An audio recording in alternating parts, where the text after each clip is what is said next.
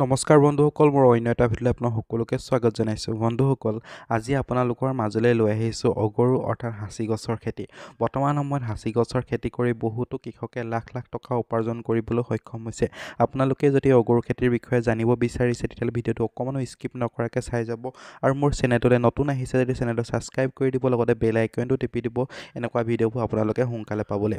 বন্ধুসকল, আমাৰ এই গছবোৰ লগোৱা প্ৰায় 10-12 বছৰ হৈ গ'ল আৰু প্ৰত্যেকজোপা গছেই বৰ্তমান সময়ত মিচিয়ৰিটি হৈ আছে। আৰু আমি আধুনিক পদ্ধতিৰে মাল বহোৱা নাই। এইবোৰ আমাৰ যিটো পোক লাগে, পোকে খাই পেলাই আমাৰ প্ৰত্যেকজোপা গছে মাল বহিছে আৰু প্ৰত্যেকজোপা গছে আমি বৰ্তমান সময়ত 50-60 হাজাৰ টকাত বিকিবলৈ সক্ষম হৈছোঁ।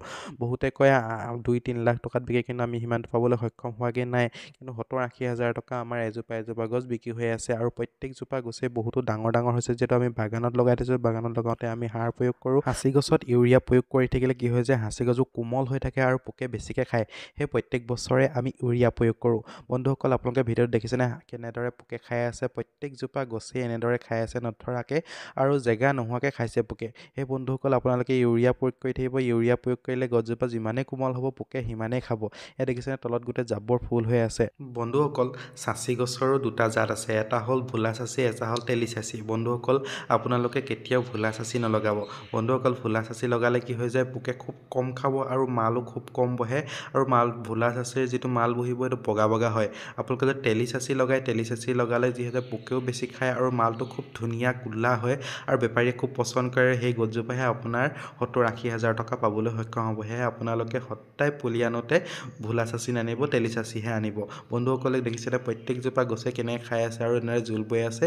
এই গছবোৰ আমাৰ বিকিয়ে আছোঁ। বৰ্তমান বেপাৰী আহে, নিয়ে থাকে এনেদৰে কৰি পেলাই আৰু প্ৰত্যেকজোপা গছে এনেদৰে মেচিয়ৰিটি হৈ আছে। চাচি খেতি কৰিবলৈ বিশেষ এটা মাটিৰ সিমান প্ৰয়োজন নহয়। আপোনালোকে বাগানত লগাই থ'ব পাৰে, তামোল পাণ বাৰী এনেকৈ লগাই থ'ব পাৰে। আপোনালোকৰ গোটেই বাউণ্ডেৰীটোতো এনেকৈ লগাই থৈ দিব পাৰে আৰু 10-15 বছৰৰ পাছত আপোনালোকে এটা ধুনীয়া পইচা পাবলৈ সক্ষম হ'ব। বন্ধুসকল, বৰ্তমান সময়ত বহু জেগাতে হাঁচি গছৰ যিটো পোক লাগে সেই পোকটো দেখিবলৈ পোৱা যায়। সেয়ে আপোনালোকে গোটেই গছজোপা ডাঙৰ হোৱাৰ পিছত খুলনি কাটিব পাৰে। খুলনি কাটিলেও গছজোপা বৰ ধুনীয়া হৈ উঠে আৰু আমাৰ বহুতকেইজোপা গছ খুলনি কাটি থোৱা আছে। ভিডিঅ'টো আপোনালোকক দেখুৱাম বাৰু। বন্ধুসকল, বৰ্তমান সময়ত বহুতো কৃষকে হাঁচি গছবোৰত কৃত্ৰিম পদ্ধতিৰ সহায়ত মাল বহাবলৈ সক্ষম হৈছে। সেই বন্ধুসকল, আপোনালোকে চাচি গছ ৰুৱক আৰু চাচি গছ, তেলি চাচিটো ৰুব। ভিডিঅ'টো আপোনালোকক কৈছোঁৱেই। ইয়াত দেখিছেনে বন্ধুসকল, প্ৰত্যেকজোপা চাচিয়ে আমাৰ এনেদৰে পোকে খাই আছে। আমি কৃত্ৰিম পদ্ধতি কৰিবলগীয়া হোৱা নাই, যিহেতু আমাৰ ইয়াত পোক বহুতো বেছি হৈ আছে আৰু পোকে খাই পেলাই যথেষ্ট মাল বহায়। আৰু ভিডিঅ'টো কৈছিলোঁ আপোনালোকক আমি কেনেদৰে খুলি খান্দি থৈছিলোঁ। এই খুলনি খান্দি দিলেও ধুনীয়াকৈ মাল বহি এইবোৰ গছজোপা মিচিয়ৰিটি হৈ আছে। এই গছজোপা আমাৰ 70,000-80 হাজাৰ এনেদৰে দি আছে, কিন্তু আমি বিকা নাই যিহেতু গছজোপা যথেষ্ট ডাঙৰ হয় আৰু অলপমান থ'বলৈ থৈছোঁ। আৰু যদি পাৰোঁ আমি আৰু গছৰজোপাৰ ওপৰলৈকে খুলনি কাটি দিম আৰু খুলনি কাটি দিয়াৰ 5-6 বছৰৰ পাছত এই গছজোপা হয়তো 2-2.5 লাখ টকীয়া হৈ যাবগৈ। এই বন্ধুসকল, এই গছজোপা আমি বিকি দিয়া নাই, কিন্তু বেপাৰীয়ে এই গছজোপা খুজিয়ে আছে। এই গছজোপা খুলনি খন্দাৰ উপৰিও পোকেও খাই আছে। সেই বন্ধুসকল, এই গছজোপা আমি বিকি দিব পৰা নাই আৰু বিকি দিবলৈ মনো নাই যোৱা। আপোনালোকে এনেদৰেও খুলনি সদাই পেলাই গছত মাল ধৰাব পাৰে। ভিডিঅ'টো আপোনালোকে দেখিছেই। হাঁচি গছৰ এই ভিডিঅ'টো আজি এইখিনিতে সামৰোঁ। ভিডিঅ'টো ভাল পালে লাইক শ্বেয়াৰ কৰিব আৰু চেনেলটো ছাবস্ক্ৰাইব কৰি দিব।